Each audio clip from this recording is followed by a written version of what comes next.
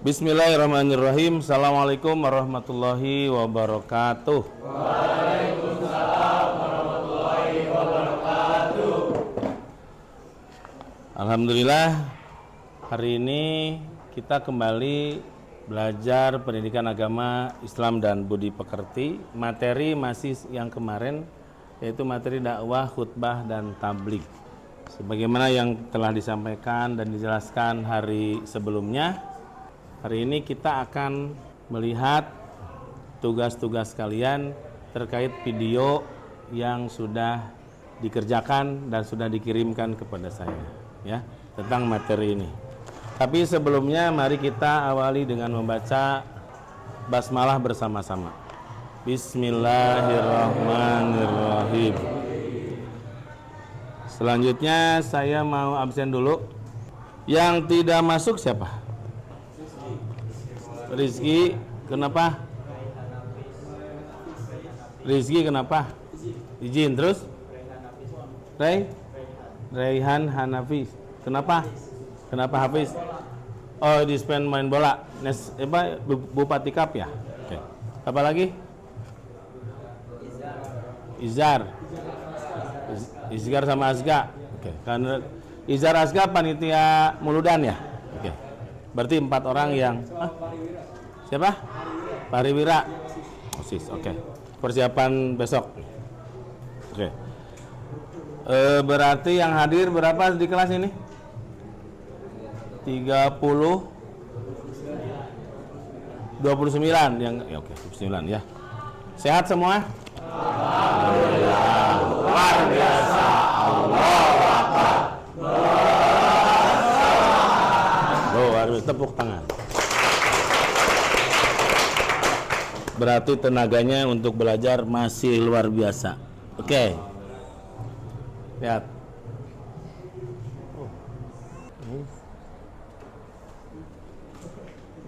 Oke. Untuk yang kemarin, nah, sebelum ke ini, perbedaan dakwah, tabligh dan khutbah. Coba silakan bacakan.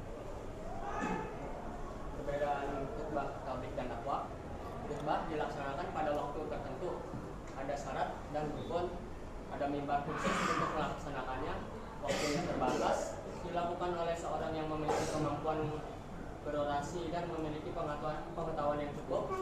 Orang yang melaksanakan disebut khatib, dilakukan secara khusus dan memiliki tata cara tertentu.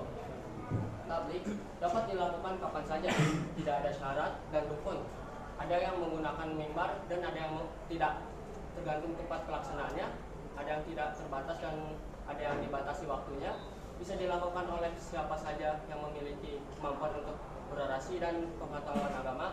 Orang yang melaksanakannya disebut mubaligh atau mubalighah. Dapat dilakukan melalui berbagai cara seperti seminar atau menggunakan teknologi. Dakwah dapat dilakukan kapan saja, tidak ada syarat dan rukun, tidak perlu ada mimbar khusus dalam pelaksanaannya, tidak dibatasi waktu, boleh dilakukan siapa saja, karena setiap muslim wajib mempelajari, mengamati, dan mendakwakan Islam. Orang yang melaksanakannya disebut dengan dai. Dapat dilakukan tanpa melalui cara formal, karena dapat dilakukan kapan dan di mana saja. Oke. Berarti kalau tabligh dan dakwah bisa nggak pakai perangkat media sosial kayak TikTok? Bisa ya? YouTube bisa, Facebook bisa. Oke. Nah, kalau khutbah bisa nggak beri TikTokan khutbah? Enggak, oke. Kita tampilkan beberapa tugas video yang sudah kalian share ke saya kemarin, ya. Dan mari kita saksikan dulu. Assalamualaikum warahmatullahi wabarakatuh. Alhamdulillahirabbil alamin. Dengerin. Nama Badu. Pertama-tama marilah kita panjatkan puji dan syukur kehadirat Allah Subhanahu wa taala, karena dengan karunia dan rahmatnya kita dapat diberi kesehatan dan rezeki yang melimpah. Salawat serta salam tercurahkan kepada junjungan kita Nabi Muhammad SAW. Simak.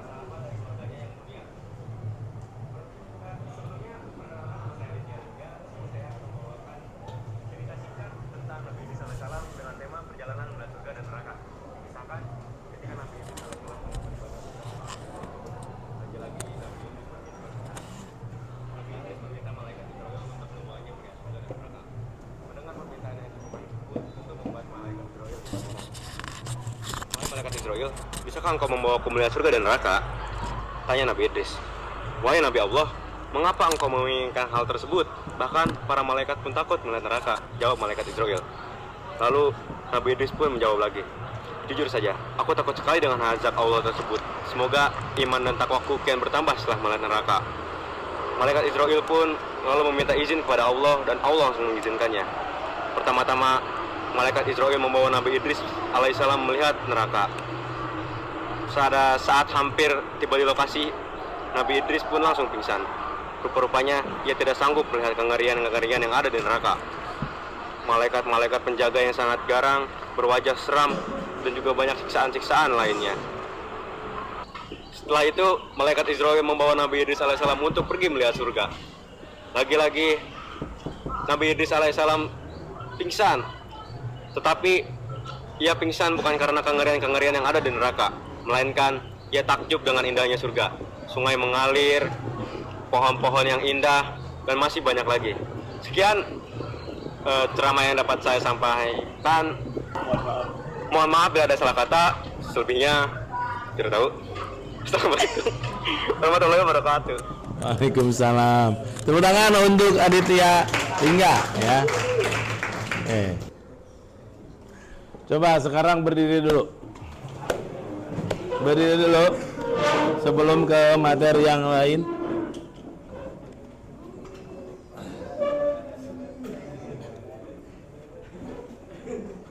Ini ya.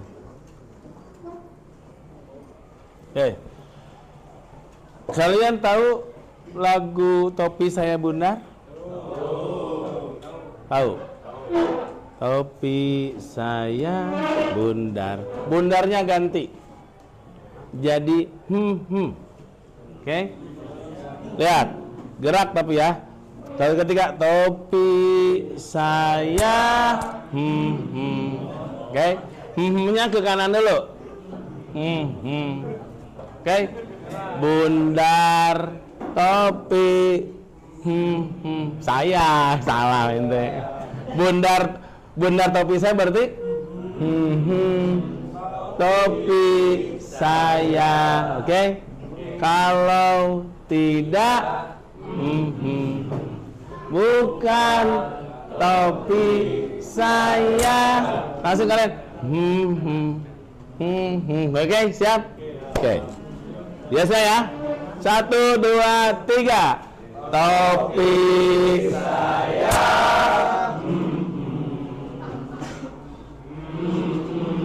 Topi saya. Terus.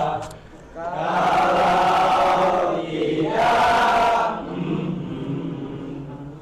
bukan topi saya. Terus.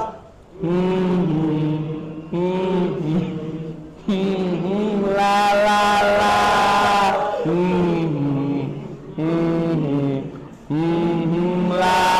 la.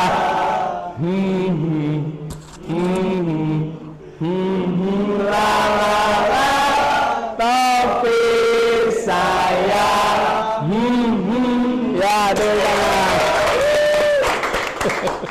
Ya, duduk. Silakan. Yang presentasi Saiful dan kawan-kawan maju ke depan. Assalamualaikum warahmatullahi wabarakatuh.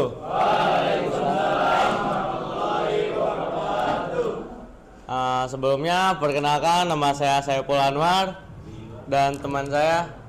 Perkenalkan, nama saya Pradika Batama Hidayat. Nama saya Faris Muhammad Fadilah. Teman saya. Nama saya Agung Irawan Jaya. Di sini kita akan mempresentasikan dakwah, khutbah, dan tabligh. Yang pertama ada dakwah. Apa itu dakwah? Dakwah adalah kegiatan yang bersifat menyeru, mengajak dan memanggil manusia untuk beriman dan taat kepada Allah sesuai dengan akidah, akhlak dan syariat Islam secara sadar dan terencana. Tujuan utama dari dakwah adalah mencapai kebahagiaan di dunia dan di akhirat. Yang lalu di sini ada contoh dakwah dan di situ ada gambar orang sedang berdakwah. Secara umum, Siapa saja yang bisa berdakwah adalah umat muslim atau muslimah yang sudah dewasa atau mukallaf. Kewajiban berdakwah melekat pada setiap muslim sebagai bagian dari misinya sebagai penganut Islam.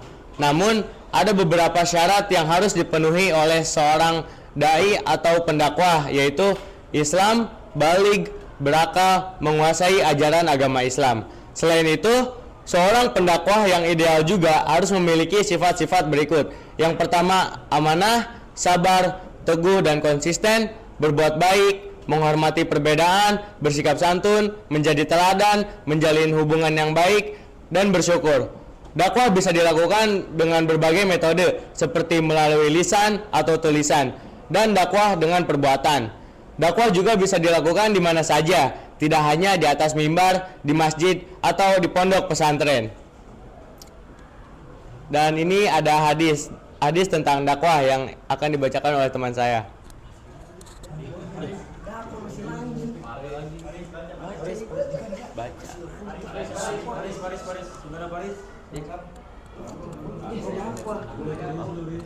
Artinya dari Abu Hurairah radhiyallahu anhu, sesungguhnya Rasulullah Shallallahu Alaihi Wasallam bersabda, barang siapa mengajak kepada petunjuk, maka bagi dirinya pahala sebagaimana pahala orang-orang yang mengikutinya, tanpa mengurangi sedikit pun pahala-pahala mereka. Dan barang siapa mengajak kepada kesesatan, maka atas dirinya dosa sebagaimana dosa orang-orang yang mengikutinya, tanpa mengurangi sedikit pun dosa-dosa mereka. Hadis riwayat Muslim, Ahmad, Abu Dawud, At-Tirmizi, dan Ad-Darimi. Oke, dan yang kedua yaitu khutbah. Apa itu khutbah? Khutbah adalah ceramah atau pidato yang disampaikan untuk menyampaikan nasihat, pesan, peringatan atau ajakan kepada jemaah. Khutbah merupakan salah satu bentuk ibadah yang dilakukan dalam kegiatan tertentu seperti sholat, wukuf, dan nikah. Beberapa jenis khutbah yang sering dilakukan diantaranya khutbah Jumat, khutbah Idul Fitri, khutbah Idul Adha, khutbah nikah, dan juga khutbah sholat gerhana atau khusuf.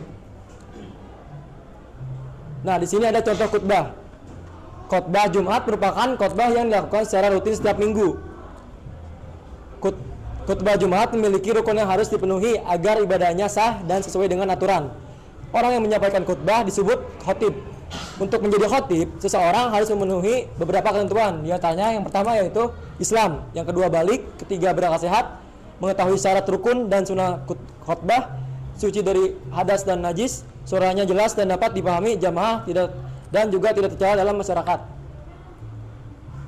Itu aja.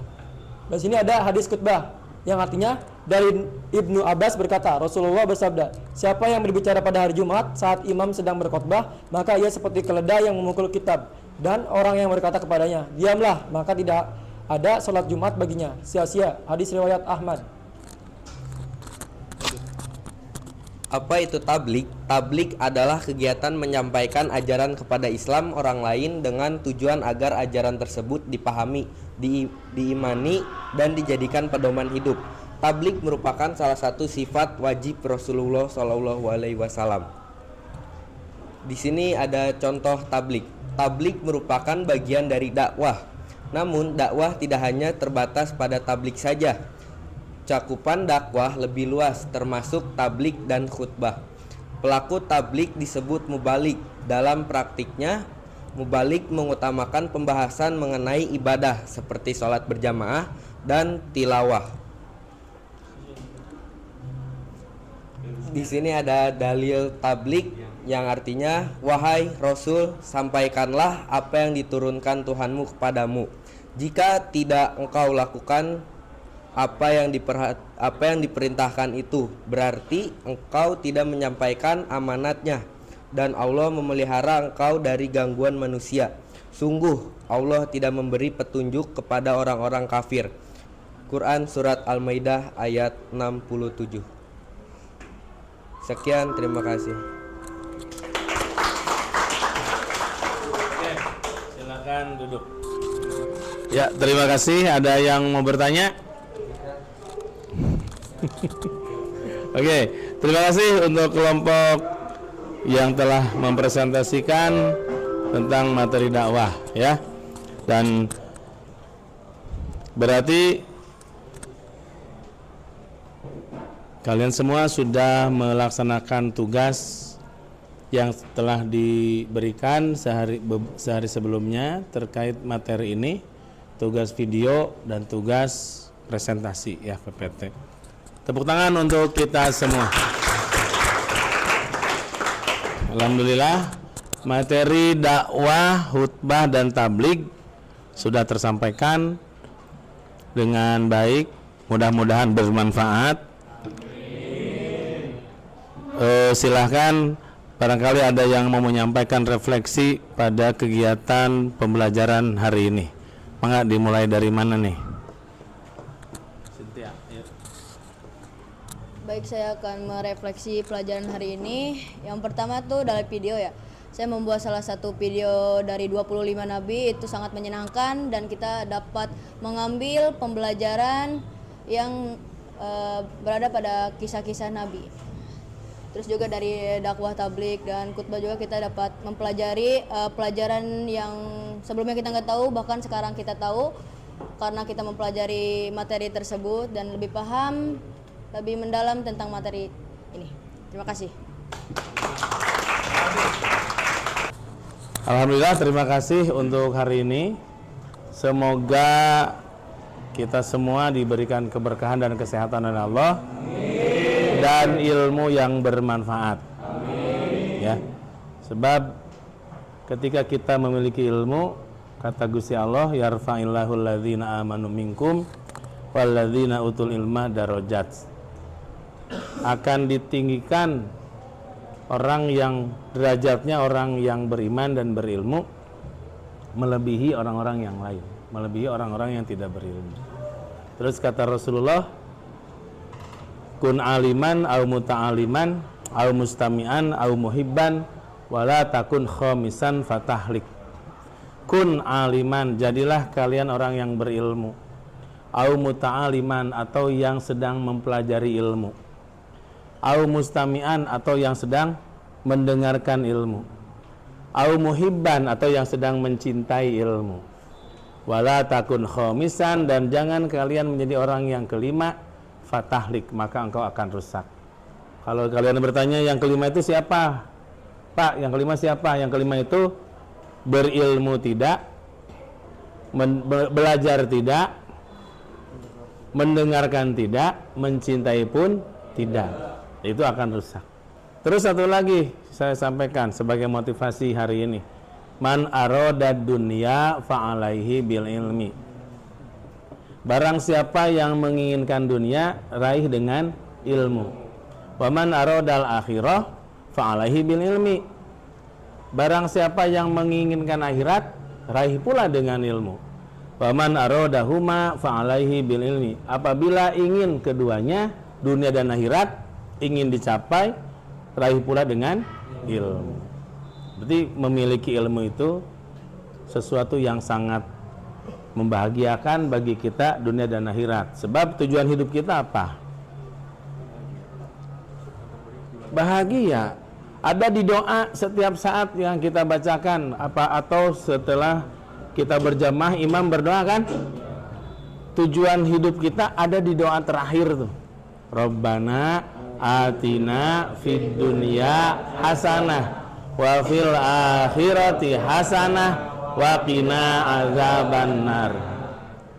Rabbana atina, ya Tuhan kami, ya, atina fid dunya hasanah, bahagiakan kami di dunia, wa fil akhirati hasanah, di akhirat pun kami diberikan kebaikan atau kebahagiaan, wa qina azabannar, dan mohon kepada Allah teh supaya kita terhindar dari api neraka.